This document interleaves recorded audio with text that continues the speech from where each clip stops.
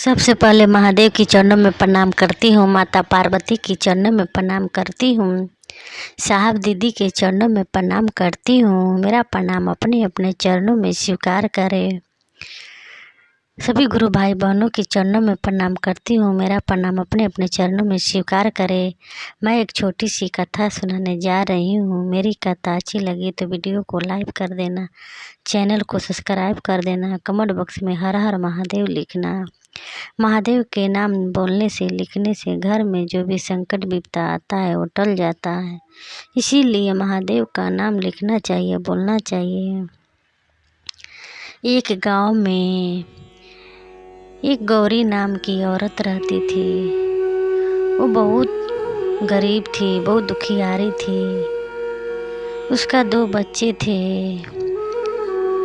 बड़े वाला बेटा का नाम था राजा, छोटा वाला जो बेटा था उसका राजेश नाम था। उसकी माँ जो थी बेचारी दूसरे को घर में काम करती थी, अपने बच्चे को पढ़ाती थी। माँ को मन में यही लालसा था कि मेरे बच्चे पढ़ लिख के बड़ा हो जाए, पढ़ लिख के बड़ा आदमी बन जाए। बस माँ को दिल में तमन्ना रहती थी। फिर एक दिन की बात है, जब वो काम करने के लिए गई तो घर का मालकिन जो थी वो बोलने लगी, आज काम पे मत आना। फिर बोलने लगी, आज क्या बात है, आज काम करने के लिए मना कर रही हो। फिर मालकिन बोलने लगी, आज से मैं दूसरा किसी को मैं रख ली हूँ। फिर बोलने लगी, मुझे क्यों निकाल रही है, मैं बहुत गरीब हूँ, दुखिया हूँ, मेरे आगे पीछे कोई नहीं है। मैं यहीं से काम करके आप जो पैसे देते थे अपने बच्चे पढ़ाती हूँ, बच्चे को लायक बनाना चाहती हूँ। बेचारी दुखियारिन पैर पे गिर के रोने लगी, मालकिन ऐसा मत करो, मुझे काम पे रख लो। वो जो मालकिन थी एक भी नहीं सुनी। फिर बेचारी रोते रोते अपने घर आ गई। सोचने लगी, अब मैं क्या करूं, कहाँ जाऊं। दोनों बच्चे को स्कूल में भी डाल दी हूँ, कहाँ से फीस ला कर दूंगी, कहाँ से कॉपी पेन ला कर दूंगी, यही सोच रही थी। फिर एक दिन ऐसे ही बैठी थी मन उदास करके। जो बड़े वाला बेटा था राजा पूछने लगा, माँ जी आज क्यों उदास है। फिर माँ बताने लगी सारे बात। फिर बड़े वाला बेटा बोला, माँ जी आप चिंता मत करो, मैं काम करूँगा, मैं पढ़ाई छोड़ देता हूँ। फिर माँ बोलने लगी, नहीं बेटा पढ़ाई नहीं छोड़ना है, दोनों बेटा को मैं पढ़ाना चाहता हूँ।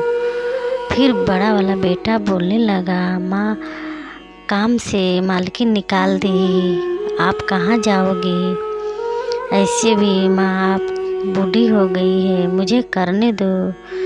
फिर माँ नहीं मानी, चले गई काम की तलाश में। दोनों बेटों को स्कूल भेज दी, क्योंकि उनके मन में लालसा था कि अपने बेटों को बड़ा देखना चाहती थी, कलेक्टर बनना देखना चाहती थी कि मेरा बेटा कलेक्टर बने, डीएम बने, मेरे जैसा काम न करना पड़े, ये सोचती थी। फिर काम के तलाश में गई। बेचारी को कहीं पर काम नहीं मिला। एक दुकान में गई कि हे भैया मुझे काम पे रख लो। जब वहाँ गई तो एक दुकान वाला बोला, कि तू क्या कर सकती है। फिर बोलने लगी, झाड़ू पोछा बर्तन सब कर लूँगी, दुकान का भी जो साफ़ सफाई करना होगा कर लूँगी। फिर दुकान वाले ना उसकी माँ को रख लिया। माँ दुकान पर रहने लगी। जो दाल चावल में कंकड़ वंकड़ आता है, कोई गंदा चीज़ आता है, उस बेचारी बैठकर साफ करते रहती थी। फिर प्रतिदिन सब दिन दुकान पे जाने आने लगी, यही काम करती थी, क्योंकि माँ को मन में बहुत लालसा था कि मेरे बेटा पढ़ जाए, कुछ बन जाए। फिर एक दिन की बात है, जा रही थी, रास्ते में मंदिर मिला, मंदिर में बैठी तो महादेव का मंदिर था। महादेव को देखकर बोलने लगी, हे महादेव, मैं तो बहुत दुखियारिन हूँ, बहुत गरीब हूँ, मैं जाऊँ तो जाऊँ कहाँ, मेरे आगे पीछे कोई सहारा नहीं है। मेरे जो दोनों बेटा है मैं उसे पढ़ाना चाहता हूँ, मैं क्या करूँ, मैं उतना तो पैसा भी नहीं पाता हूँ, कहाँ जाऊँ। फिर उतना बात कह कर उधर से वापस आ रही थी, इतना ही में एक गाड़ी वाला आ रहा था।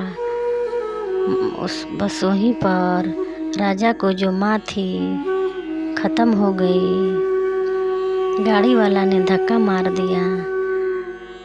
फिर जब लड़के को पता लगा कि मेरी माँ अब इस दुनिया में नहीं है, फिर दोनों बेटा बहुत रो रहा था। हे भगवान, आपने क्या किए। बचपन में पिता चले गए, अब मेरी माँ चले गई, अब मैं कैसे पढ़ूँगा, कैसे क्या करूँगा। फिर जो बड़ा वाला बेटा था पढ़ाई छोड़ दिया, छोटे वाला बेटा को पढ़ा रहा था। बड़े वाला काम पे लग गया, काम करके छोटे भाई को पढ़ाने लगा, क्योंकि अब माँ भी नहीं रही इस दुनिया में।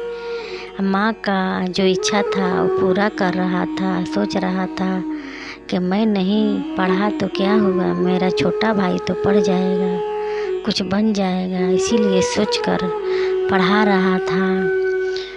फिर एक दिन की बात है, जो मंदिर में उसकी माँ बैठी थी, महादेव से बातें की, वहीं पर जाकर बड़े वाला बेटा बैठा था, बात कर रहा था, हे महादेव, हमने कौन सा ऐसा पाप किया था कि मेरा माँ भी चल बसी, पिताजी चल बसे। मैं अपना भाई को पढ़ाना चाहता हूँ, माँ का इच्छा पूरा करना चाहता हूँ, आप मुझे शांत देना। फिर महादेव को अकसबानी हुआ कि हे बेटा, जा, तेरा माँ पिता मेरे पास है, वो कभी मरे ही नहीं है, वो मेरे पास है।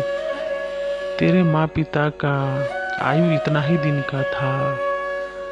जो तू सोच रहा है तेरा काम सफल होगा, तेरा छोटा भाई पढ़ के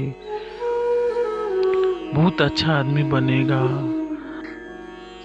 फिर इतना ही देर में वहाँ पर एक छोटा सा बालक आया, बोलने लगा, हे भैया, ये किसका मंदिर है। बोलने लगा, महादेव का मंदिर है।